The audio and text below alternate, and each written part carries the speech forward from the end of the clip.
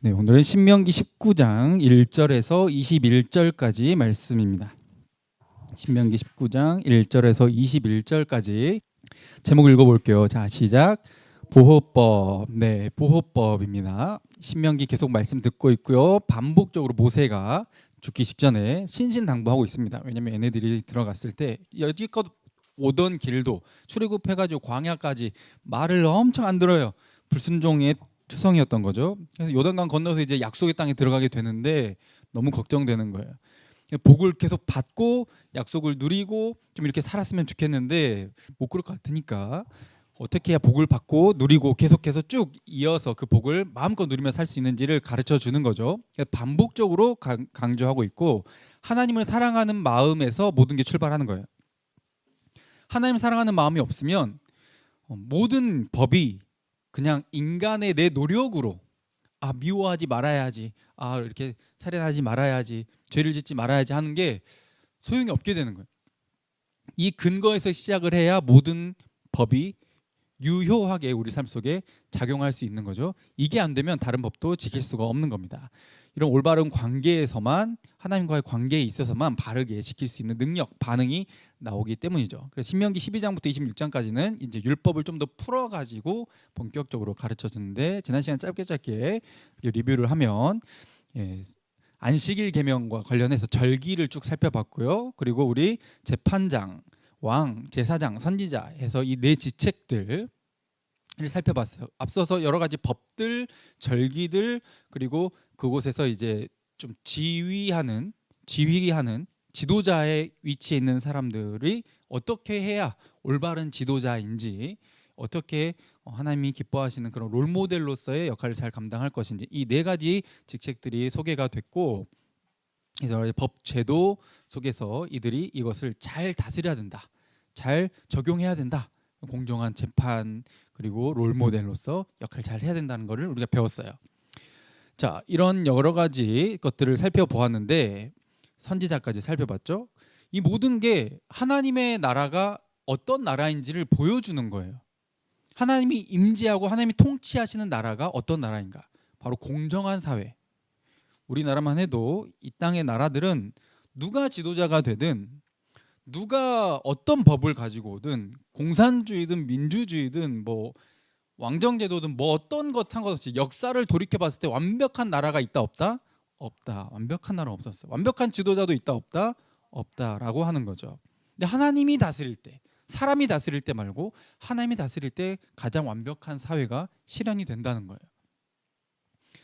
그런데 우리가 오늘 본문을 통해서 알 수 있는 거는, 아무리 법 제도를 잘 준비를 해놓고 또 지도자를 잘 세워놔도 문제가 있어요, 없어요? 문제가 있어요. 이스라엘 백성들에게도 그런 문제가 있었고 또 앞으로 발생할 거라는 거예요. 아직은 지금 요단강 건너기 전이잖아요. 모세가 지금 이 신명기를 말을 할 때요. 요단강 건너서 거기서 살아가게 되면은 법도 완벽해. 또 지도자도 하나님이 선출해 주실 거고 이렇게 세워질 거예요. 그런데도 문제가 생길 거라는 거죠. 특히 억울한 일들이 발생한다라는 거죠. 억울할 때 우리는 진짜 좀 견디기 힘든 것을 경험을 하게 돼요.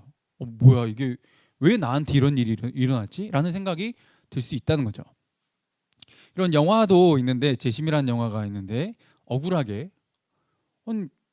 살인 사건이 나가지고 경찰을 불렀더니 경찰이 신고한 이 학생을, 너무 스폰가? 죄송해요. 네, 여기까지만. 이렇게 해서 억울하게 범인으로 몰려가지고 10년 만기를 이렇게 채우게 되는 이런 내용인데, 얼마나 억울해 진짜. 근데 이런 일들이 있을 수 있다는 거예요. 억울한 일들이. 그래서 오늘 본문에는 억울한 일들, 또 억울하게 내가 의도하지 않았는데 내가 사고를 쳐버렸어. 일부러 한 게 아닌데 진짜 이거는 실수야, 실수. 얼마나 억울해. 내가 일부러 한 것도 아닌데 이런 일이 나에게 왜 하필. 또 예를 들어 이제 그 차 갑자기 급발진하는 경우가 있잖아요, 그렇죠? 고장 나가지고, 아니 나는 멀쩡하게 하고 있었는데 급발진 나가지고 사람을 쳐버렸어. 그럼 이게 내 의도랑 전혀 이제 상관없는 이런 상황에서 살인을 저지르게 된다는 거죠. 이런 예시들이 오늘 본문에 나오는 거예요. 자, 19장 1절에 보시면, 이 땅이 어떤 땅인지를 먼저 한번 살펴봅시다. 1절 시작. 네 하나님 여호와께서 이 여러 민족을 멸절하시고 네 하나님 여호와께서 그 땅을 네게 주심으로 네가 그것을 받고 그들의 성읍과 가옥에 거주할 때에. 아멘. 자, 가나안 땅에 지금 들어갈 거라는 거예요. 이게 확실한 거예요. 아직 안 들어갔어요. 들어가서 뭐가 남았냐? 전쟁해야 돼. 거긴 거인들 막 2m, 3m 넘는 애들이랑 싸워야 돼요. 그게 남아 있지만 약속돼 있는 거예요. 가서 이거 안 될 것 같은데 해도 가서 싸우면 일단 하나님이 주시겠다고 약속을 하신 거예요. 그렇게 해서 차지할 거고, 마치 이미 받은 것처럼 이야기하시는 거예요. 하나님께서 이미 받은 것처럼 이야기하고 거기에 들어가면은 너희들 성읍을 세 군데로 딱 갈라서 나눠라. 2절에 그렇게 되어 있죠. 너에게 기업으로 주신 땅 가운데서, 그러니까 이 땅이 내가 내 노력으로 얻어낸 땅이 아니라 하나님이 주신 땅이다. 계속 전체 직책들도 그렇고 땅도 그렇고 법도 그렇고 모든 게 하나님이 주셨다라고 하는 게 계속 강조되고 있어요. 이게 바탕에 깔려 있어야 되니까요. 이 세 성읍을 구분해서 3절 읽어봅시다. 시작. 네 하나님 여호와께서 네게 기업으로 주시는 땅 전체를 세 구역으로 나누어 길을 닦고 모든 살인자를 그 성읍으로 도피하게 하라. 아멘. 자, 살인을 저질렀어. 근데 살인자를 보호해 주라는 거예요. 일단. 근데 그 보호하는 곳이 어디냐? 보면 여기에 그림만 보시면 6군데가 있죠. 가운데가 요단강이에요. 요단강. 요단강 동편은 이미 이제 민수기 때 받았어. 이제 시작할 때 여기를 전쟁으로 싸워서 차지하게 된 거죠. 근데 이제 들어가야 되니까 들어가서 차지하면 왼쪽에 보이죠. 요단강을 중심으로 왼쪽 게데스, 세겜, 헤브론 이쪽은 이제 또 도피성이 세워지게 되는 곳인데 레위인들이 퍼져서 사는 46개의 성읍 중에 이 6개를 딱 구분을 해가지고 살인자들이 여기로 도망쳐가지고 좀 몸을 피할 수 있게 한 거예요. 왜 살인자가 도망을 치느냐? 내가 살인을 했어. 당시에는 보복하는 거, 복수하는 게 합법이었어요. 내 동생을 죽여? 그럼 반드시 내가 가서 갚아야 돼요. 이게 당시 문화예요, 문화. 뭐 율법에 정해졌다 이게 아니라 문화가 그랬어요.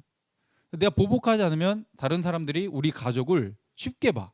그래서 얼마든지 우리한테 와가지고 우리를 공격하고 빼앗아도 할 말 없게 되는 굉장히 부끄러운, 힘없는 그런 가족, 막 족장 시대니까요. 그런 문화가 있었으니까요. 그때 그런 취급을 받을 수 있으니까 반드시 보복해야 된다는 거죠.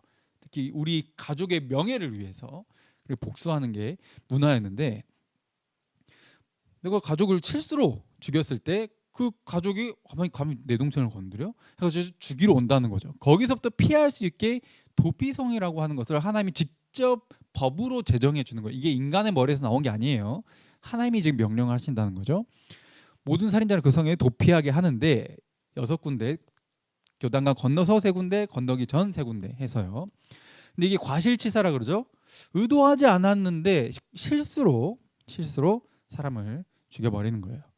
자, 어떨 때 거기 도피해서 살 수 있는가라고 그 경우를 설명해 주는데 4절에 보면은 한번 읽어볼까요? 자, 시작. 살인자가 그리로 도피하여 살만한 경우는 이러하니 곧 누구든지 본래 원한이 없이 부지 중에 그 이의 이웃을 죽인 일. 자, 여기 부지 중이란 말은 내가 의도하지 않고 고의가 없이 의도하지 않고 계획하지 않았는데 전혀 그런 일 없이 갑자기 죽여버린 거예요. 그리고 예시가 5절에 보면 가령 사람이 그 이웃과 함께 벌목하러 삼림에 들어가가지고 막 열심히 나무를 캐고 있었는데 갑자기 여기 도끼날이 저 그림처럼 슉슉슉슉 빠져나가 이렇게 딱 했는데 갈 때는 무거운데 올 때는 가벼워. 보니까 제 이게 머리에 꼽혀 있는 거예요. 그러면은 물론 이제 이거를 좀 내가 도구를 잘 관리하지 못한 잘못이지만 전혀 의도 없이 내 실수로 이렇게 된 거잖아요. 그럼 본인도 얼마나 억울해. 그리고 같이 동료인데 사랑하는 친구였다면 나도 억울하잖아. 근데 이제 얘 가족이 어떻게 해요? 나를 죽이러 올 거예요. 이때 이제 피해서 보존하라. 5절 끝에 이렇게 되어 있죠. 그 성읍 중 하나로 도피해서 생명을 보존할 것이다 라는 거죠. 6개 성읍 중에 아무 데나 이제 가면 되는 거예요. 근데 최대한 가까운 데로 가야 되는 거죠. 이거는 생명을 보존하는 건데 억울한 자가 없게끔 하는 하나님의 굉장한 배려예요. 아무리 실수였다고 해도 일단 내가 죽인 건 사실이잖아. 내가 살인자인 건 사실이야. 내가 죽였다는 사실은 변하지 않아. 그런데 너무 억울해. 남들은 그렇게 안 봐줄지 모르지만 하나님은 알 거야. 이 억울함을 어떻게 표현할 길이 없어. 그것을 하나님이 알아주신다는 거예요. 근데 이게 바로 살인자도 배려해주는 땅의 그런 모습인 거죠. 경계를 나눠가지고 거기 빨리 도망을 가야 되는데 복수하러 오는 사람들이 좀 더 빠르게 쫓아온다면 나는 달려서 도망치는데 그 집안은 좀 사는 집안이야. 그래서 뭐 말이나 이런 좀 탈 것을 타고 쫓아온다. 금방 따라잡혀 버리잖아요. 그래서 최대한 가까이 하룻길 안으로 도착할 수 있는 그 경계선 안에 이스라엘 땅이 그렇게 넓지 않거든요. 거기 6군데를 설정해 놓고 가까운 데 빨리 도망치게 해준 거죠. 자, 6절에 보면은 언제나 살인 또 복수, 여기가 뭐에서부터 나온다? 마음에서부터 나온다. 그래서 6절에 보면은 마음이 복수심에 불타가지고 뒤쫓는데 만약 너무 멀어, 도피성이 쫓아오는 속도가 더 빨라 나보다. 그래서 따라잡아서 죽여버리면 안 되니까. 그러면은 이게 진짜 억울한 자라면 너무 억울한 상황이 돼버리니까 그런 상황을 만들지 않기 위해서 가까운 곳에 6군데로 나눠가지고, 지금 여기 세 성읍을 구별하라는 말은 가나안 땅 건너, 이 요단강 건너서를 말하는 거예요. 왼쪽에 아까 지도에서의 여기 왼쪽 세 군데를 구별해라. 아직 들어가기 전 골란, 길란, 라못, 베셀만 지금 도피성으로 지정을 해 두었으니까요. 자, 구별해서 뭘 해라? 살인자도 배려해줘라 해서 맹세하여 주신 그 땅에서, 자 10절 한번 읽어볼까요? 자, 여기 주황색 글씨 보시면은 전에 세 성읍 외에 세 성읍을 더해가지고, 그러니까 총 6이죠. 10절 시작. 네 하나님 여호와께서 내게 기업으로 주시는 땅에서 무지한 피를 흘리지 말라.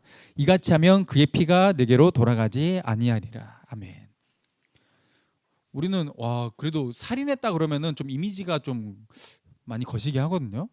그런데도 그 와중에도 우리는 다 알 수 없어. 그리고 둘만 가가지고 벌목을 했는데 누가 알아? 둘이 싸우다가 죽였는지 어쨌는지 어떻게 아냐고. 그런 상황 속에서 하나님이 보고 계시고 하나님이 그 마음을 알아주신다는 거죠. 그러한 자까지도 배려해 주시려고 하는 이 자비의 땅, 그 나라가 바로 이 가나안 땅이 되어야 된다는 거예요. 근데 배려만 해주는 나라가 아니라 살인을 저질렀으면 일단 억울하더라도 책임을 져야 돼. 그냥 무작정 용서해 주는 게 아니라 책임을 지우게 하는, 배려도 해주지만 책임도 져야 하는, 이게 균형 잡힌 나라가 바로 이 하나님의 나라예요. 가나안 땅이 그랬다는 거죠. 자, 민수기 35장 26절에 보면은 도피성에 들어가면은 언제까지 거기 있어야 되냐? 일단 내가 거기에 도피성에 들어갔잖아요. 그래서 살아남았어. 그러면은 그때 당시에 대제사장이 있잖아요. 그때 당시 대제사장이 죽을 때까지 거기 있어야 돼. 만약 내가 먼저 죽어버려, 대제사장보다, 그러면은 나는 계속 죽을 때까지 도피성에서 사는 거예요. 어떻게 보면은 감금을 당하는 거죠. 도피성이랑 내 목숨을 유지하는 대신에 감금을 당해. 뭐 코로나 때 우리 감금이라고 하는 것을 간접적이든 직접적이든 좀 겪어봤잖아요. 이게 굉장히 힘들더라고요. 또 오늘 카메라 돌려서 이제 보여주고 싶은데 우리 정말 아름다운 영혼들이 많이 이렇게 모여가지고 너무 좋은데 이렇게 오랫동안 볼 수 없었어요. 우리 3년을 못 봤거든요. 진짜 이게 항상 이제 저는 이제 카메라 보고 하다가 이렇게 보니까 너무 행복한데 그때 어떻게 견뎠지라는 생각이 들기도 해요. 갇혀 있다라고 하는 게 엄청 고통스러운 거거든요. 그 고통을 감수해야 된다는 거예요. 내가 억울해도 실수로 죽였다 할지라도 그 책임을 져야 된다는 거죠. 언제까지? 대제사장이 죽을 때까지. 근데 만약에 내가 오늘 들어갔는데 오늘 밤에 대제사장이 죽어버렸어.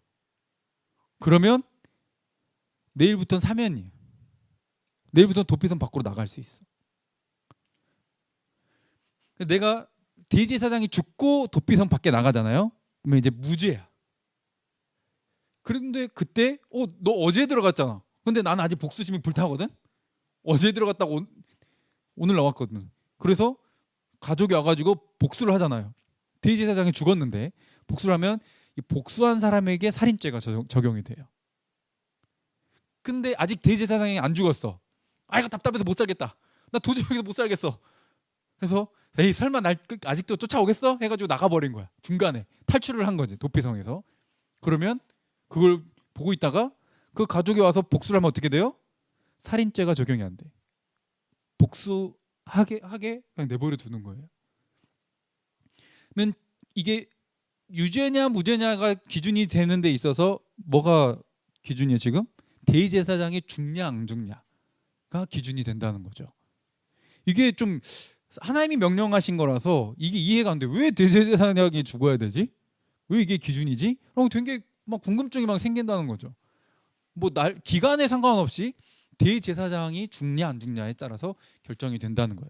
근데 신약에 보면 이것이 해결이 돼요. 답이 나와 있어. 대제사장이 사실은 누구를 상징하고 있었어요? 예수님을 상징하고 있었던 거예요. 자, 히브리서 9장 11절 보시면 그리스도께서는 장래 좋은 일에 대제사장으로 오사. 그래서 12절에 보면은 동물의 피, 염소나 송아지 피로 안 하고 자기 피로 모든 죄를 용서를 해버리는 거예요. 그러니까 구약의 신명기 대제사장이 죽는 것은 사실은 누가 죽는 것을 의미를 하는 거예요? 예수님이 십자가에 죽는 것을 의미하고 있었다는 거죠. 예수님이 십자가에 죽으면, 대제사장이 죽으면 죄가 어떻게 된다? 다 용서된다 라고 하는 거죠. 신명기만 봤을 때 이게 뭐야? 뭐 이런 법이 다 있어 라고 굉장히 의아했는데 신약에 와가지고는 모든 게 해결되는 거예요. 바로 이 예수 그리스도의 은혜로 우리가 내가 전에 어떤 죄를 지었던지 어떤 실수를 범했던지 그게 기간이 얼마가 됐든지 아무 상관없어. 누구를 통해 우린 용서를 받는다? 예수 그리스도를 통해서 용서를 받는다는 거죠. 근데 또 이 하나님의 나라는 공의와 정의의 나라예요. 만약에 실수로 죽인 게 아니라 계획적인 살인이었어. 그러면 절대 내버려 두지 말아라는 거예요. 억울하고 무죄한 자는 끝까지 보호해 주지만 도피성에 피해서 살 수 있게 결국 언제 용서받는? 대제사장을 통해서 용서받는, 그럴 때까지 끝까지 보여주지만 유죄가 정말 유죄한 자는 아무리 본인이 살고 싶어가지고 도피성으로 도망쳤어도 어떻게 해요? 11절부터 읽어볼까요? 자, 시작. 그러나 만일 어떤 사람이 그의 이웃을 미워하여 엎드려 그를 기다리다가 일어나 상처를 입혀 죽게 하고 이 한 성읍으로 도피하면 그 본 성읍 장로들이 사람을 보내어 그를 거기서 잡아다가 보복자의 손에 넘겨 죽이게 할 것이라. 아멘. 건네주라는 거예요. 도피성 안에 못 있게. 도피성 안에서는 못 건드니까 밖으로 내보내가지고 마음껏 복수하게 해주는 거예요. 무시무시하죠. 이게 바로 의도적으로 범죄한 것에 대해서는 용서하지 않는 이 하나님의 나라를 보여준다는 거죠. 그래서 무죄한 자, 억울한 자를 끝까지 보호하려고 하는 오늘 제목이 보호법이잖아요. 하나님의 이 복이 임해 있다는 거죠. 하나님의 나라는 억울한 자가 없는 것. 자, 두 번째 14절 내용도 이렇게 보호와 함께 또 관련이 되어 있는데요. 자, 14절 시작. 네 하나님 여호와께서 내게 주어 차지하게 하시는 땅, 곧 네 소유가 된 기업의 땅에서 조상이 정한 네 이웃의 경계표를 옮기지 말지니라. 아멘. 딱 요단강을 건넜어. 딱 이제 땅을 차지하는데 12지파가 있잖아요. 레위 지파 빼고 이제 땅을 나눠서 가져요. 그러면 이제 땅 경계선을 정하겠죠.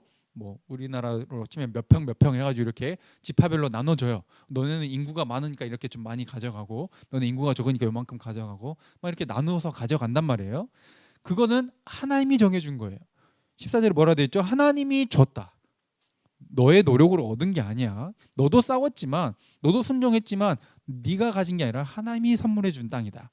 이게 기업이라는 표현이었고, 지난 시간에 하나님이 기업으로 준 땅은 내 조상이 받은 땅, 하나님이 이 신명기에서 명령한 이 땅이 내 조상이 받았잖아요. 그럼 대대손손 그 땅에서 계속 사는 거예요. 내가 만약에 너무 가난해져 가지고 결국 땅을 팔 수밖에 없었어. 아니면 내가 노예가 될 수밖에 없었어. 다 갚을 수가 없어 가지고. 그랬을 때 어떻게 해요? 우리 지난 시간에 살펴봤듯이 희년이라고 하는 게 있어서, 안식년이라고 하는 게 있어서 원래 주인에게 돌려보내는 거예요. 그러니까 땅을 영원히 우리나라는 땅 한번 팔면은 그 사람이 땅 다시 되팔기 전까지는 그 사람 거잖아요. 아니, 이스라엘은 달라요. 희년이라고 하는 게 49년마다 50년째 딱 오게 되는데, 그때는 원래 주인, 이게 돌려보내게 되는 거죠. 그래서 저 그림에서 땅 따먹게 하듯이 이렇게 하지 말라는 거예요. 하나님이 정한 땅은 너희들끼리 막 이건 내 땅, 경계선 이렇게 돌로 이렇게 표시를 해놨는데 저기 자고 있을 때 몰래 가가지고 막 1cm씩 밀어놔. 티도 안 나게. 한 10년 지나면 엄청 땅이 크게 달라져 있는 이런 일들을 하지 말라는 거죠. 경계표를 옮기지 말라, 표시를. 왜냐하면 이 땅이라고 하는 것, 자, 맨 위에 따라 볼까요? 생계수단. 땅에서 먹고 살아요. 땅에서 심고 자랑 열매를 먹고 살고 내 가축들도 땅에서 난 풀을 먹고 살아요. 그러니까 땅이 없다? 그러면 먹고 살 게 없다는 거예요. 이 이웃의 땅을 빼앗는다? 라고 하는 것은 뭐를 빼앗는 것과 똑같은 거예요? 생계죠. 생짤죠. 못 살게 만드는 거예요. 생명을 빼앗는 것과 똑같은 취급을 하는 거죠. 물론 바로 직접적으로 아까 살인한 그런 죄만큼은 아니다 할지라도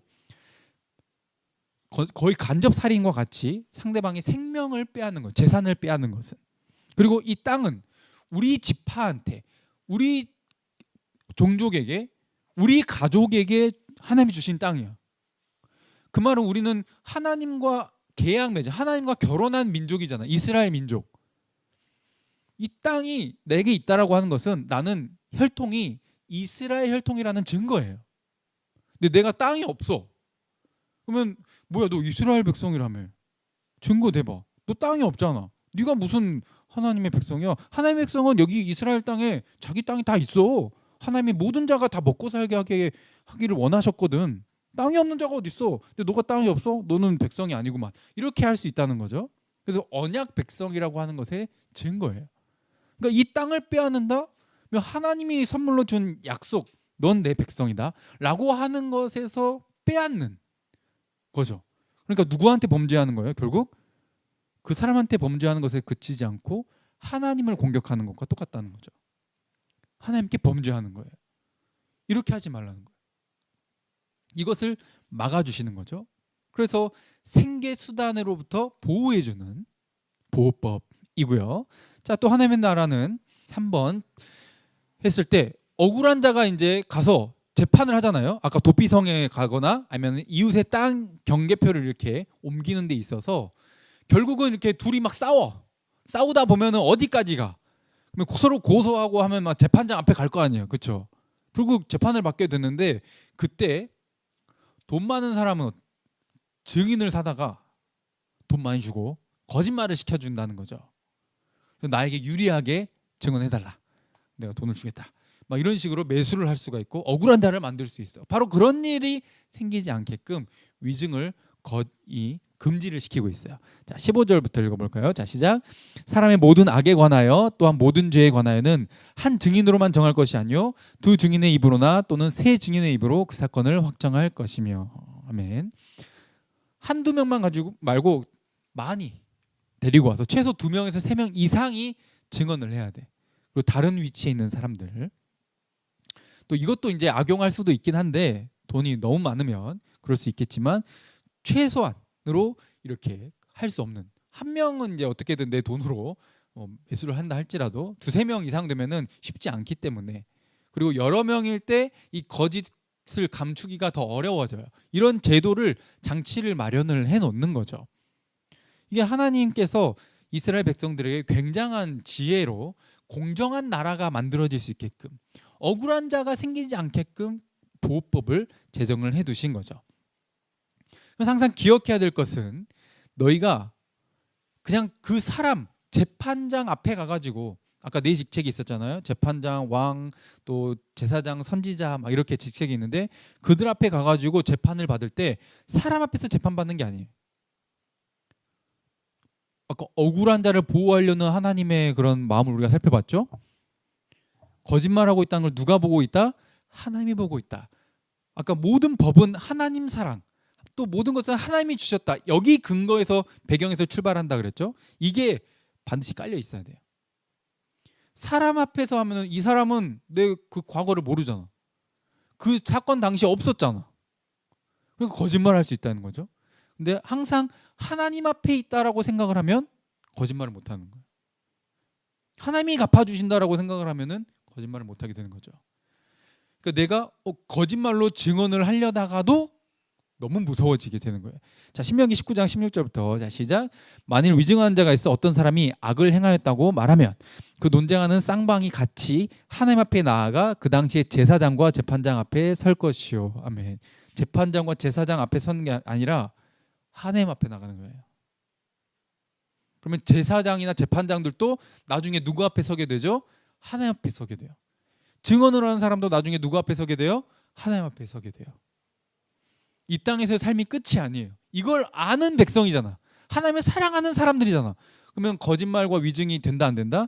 안 되는 거예요. 이게 무서워서 이렇게 할 수가 없는 거예요. 뭐 지옥 갈까 봐 무서워서 막 이게 아니라 그냥 하나님 그분 자체를 두려워하고 사랑하기 때문에 누군가를 억울하게 만들고 싶지 않은 거예요. 진실을 밝히고 싶은 거죠. 이게 하나님의 백성, 하나님의 주시는 그 선물의 땅에서 이루어져야 될 세상인 거예요. 지금은 막 돈으로 매수하고 막 거짓말하고 나한테 조금만 이득이 생긴다고 하면은 막 억울한 자 얼마든지 만들어 버리는 그런 세상이지만 하나님의 나라는 그런 세상을 원하지 않는다는 거죠. 그리고 이 거짓 증인이 이 위증을 했을 때 이 사람이 만약에 거짓말로 증언을 해가지고 이 사람이 막 곤장 우리나라 이제 법으로 했을 때 옛날 조선시대 때 곤장을 막 한 10대만 맞아도 거의 반 죽음이라던데 한 300대 막 이렇게 거의 맞았다. 그러면은 똑같이 거짓말로 증언을 한 게 나중에 판명이 돼. 아까 재심처럼. 그러니까 영화 재심에서 이제 너무 스폰데 예. 10년간 감옥을 살고 나와서 후에 알게 돼. 진짜 범인이 잡혀요. 그래서 그 진짜 범인이 15년형을 받고 이제 또 살게 되고 10년 살고 나온 사람이 이제 또 돈으로 배상을 이제 받게 되는데 뭐 몇 억을 받는다 할지라도 그때 당시에 16살에 신고를 했다가 10년을 살고 나왔는데 그 젊은 시기에 감옥에 갔었던 그 시간을 몇 억을 준다 한들 보상이 안 되잖아요. 그렇죠? 얼마나 억울하겠어요. 이것을 또 보호하기 위해서 하나님께서 거짓말로 증언을 하면 나중에 밝혀지면 이 사람이 내가 증언을 해서 피고인이죠.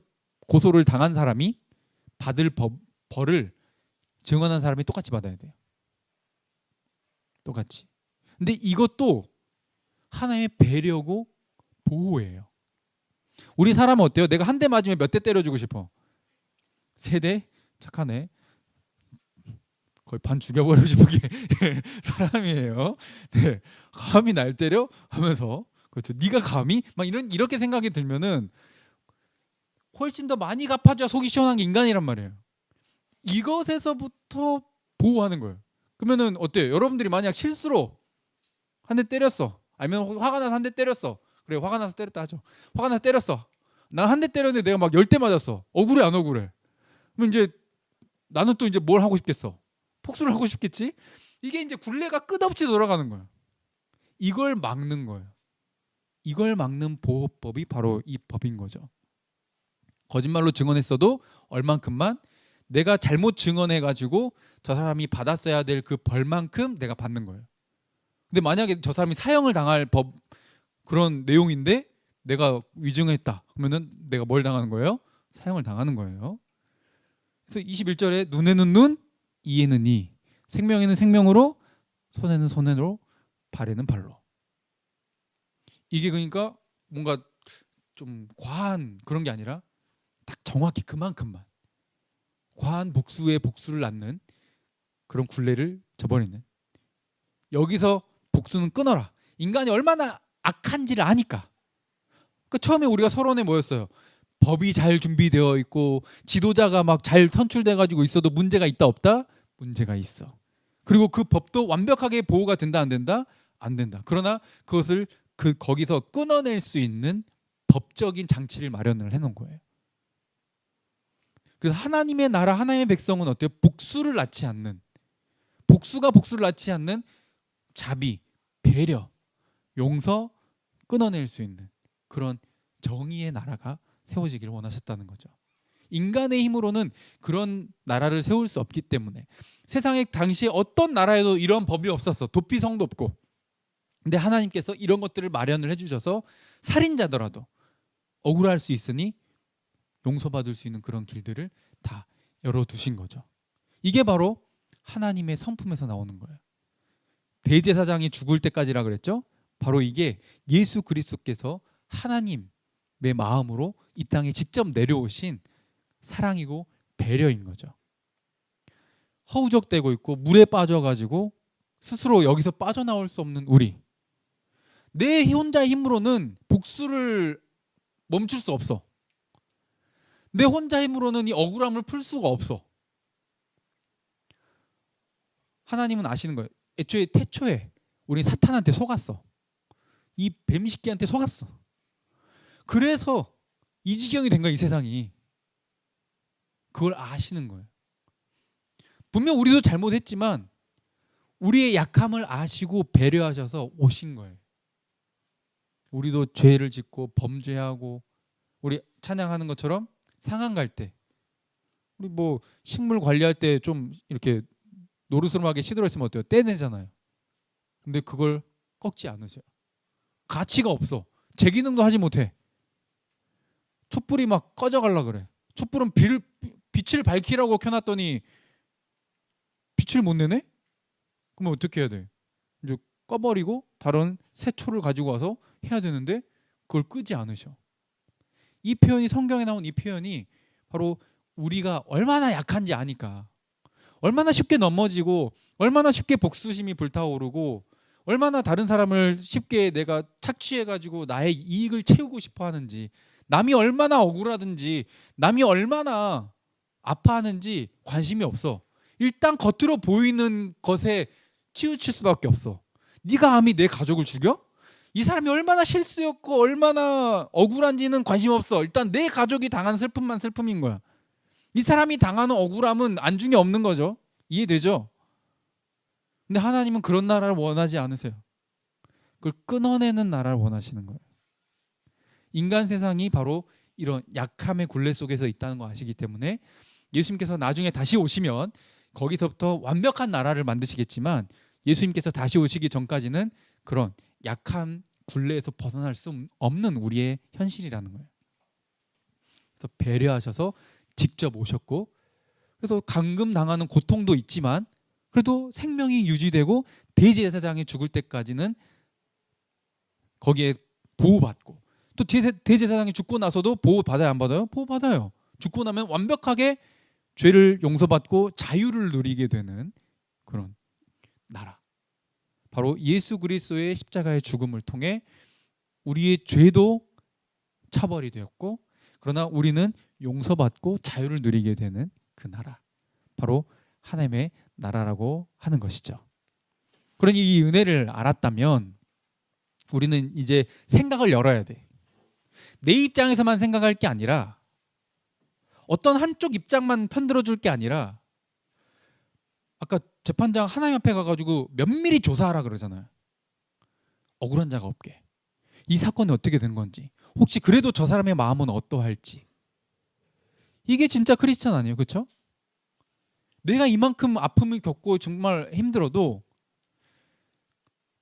제대로 된 진실을 알고 싶고, 그래서 저 사람도 용서받고 살 수 있는 기회를 주려고 하는 그것이 하나님 나라라고 하는 거죠. 내 입장에서만 바라보거나 한쪽 편에서만 바라보면 굉장히 닫힌 생각을 가질 수밖에 없어. 근데 여러 각도에서 보다 보면 어때요? 진실을 알게 되고 그 사람을 이해하게 되고 함께 그래도 더불어 살아갈 수 있는 그런 나라가 세워진다는 거죠. 바로 하나님의 나라는 이러한 나라고, 우리가 이 땅에서 어려움이 없을 수 없어요. 아무리 나라가, 법이, 지도자가 괜찮아도 우리 삶은 문제가 없을 수 없어요. 이걸 성경이 지금 인정하고 있잖아. 왜 나에게 이런 일이, 이런 말을 되도록 하시기보다는, 그런 일이 생길 수 있으니까 그때마다도 내 감정대로, 내 생각대로 다 생각하고 판단하고 하는 게 아니라 하나님의 시각에서, 그리고 또 상대방의 시각에서 최대한 모두가 억울한 자 없고 하나님 안에서 은혜와 용서를, 자유를 누릴 수 있도록 하는 것이 우리 삶의 책임이자 태도일 거라는 것이죠. 바로 그게 나를 먼저 그렇게 용서하시고 약함을 하시고 내게 먼저 찾아오시고 먼저 손 내미시고 건져주신 그 은혜를 아는 자가 하나님의 사랑의 근거 법 아래서 그렇게 살아갈 수 있다는 것을 생각하시고 함께 그런 나라를 만들어가고 그런 나라를 소개하고 내가 그렇게 살아내야지. 먼저 나부터 막 복수가 복수를 낳고 막 감히 네가 이러면은 하나님 나라가 하나님의 영광이 예수님이 안 드러나요. 근데 우리가 용서하고 내가 정말 아프지만 내 가족을 잃은 슬픔이 있지만 상대방의 입장에 생각하려고 하는 이런 모습이 어떻게 그럴 수 있어요라고 했을 때 우린 뭐라 말해야 돼요? 하나님이 나에게 먼저 그렇게 해주셨어요. 성경에 그렇게 나와 있어요. 하면은 그에게 예수 그리스도를 전도하는 소개하는 그런 길이 열리게 되거든요. 그런 삶을 살아내서 하나님의 빛과 영광을 드러내는 우리 모두가 되기를 간절히 바랍니다. 이렇게 찬양할게요.